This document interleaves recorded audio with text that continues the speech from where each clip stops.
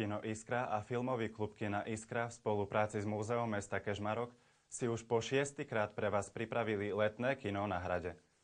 Na čo sa môžete počas neho tešiť, sa dozviete z nasledujúcej reportáže. Tohto roku tu máme 6. ročník letného kína na Hradnom nádvorí a bude od soboty 30. júla do soboty 6. augusta, čiže 8 filmových večerov. Vo filmovej ponuke letného kina na Hrade nájdete filmy od hororu až po romantiku. Okrem toho sú na pláne aj 2 klubové premietania s účasťou tvorcov. V nedeľu 31. júla to bude cestopisný dokument Trabantom do posledného dychu. Je to o tej partičke cestovateľov Čechov, Slovákov, Poliakov, ktorí sa znova po nejakom čase vybrali do zahraničia, tentoraz do Austrálie a do juhovýchodnej Ázie. No a tento film prídu osobne uviesť protagonisti, cestovatelia, čiže Marek Slobodník, ktorý tu bol už aj pred 2 rokmi, a plus jeho 2 kolegovia Kristína Madajová a Marek Duranský.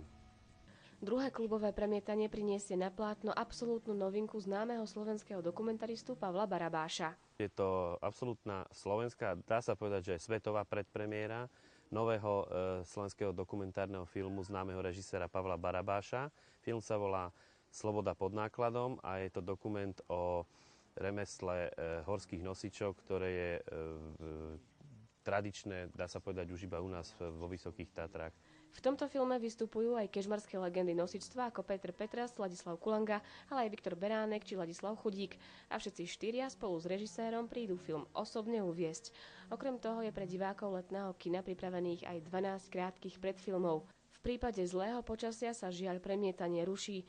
Výnimkou sú však už spomínané 2 klubové filmy. V prípadoch, keď prídu hostia, tak je pripravený aj variant, že pôjdeme do kina, ak by bolo zlé počasie, ale budem veľmi rád, ak to všetko sa uskutoční tuto na Hradnom nádvorí, lebo letné kino má tú skvelú atmosféru filmov pod hviezdami, pod holým nebom.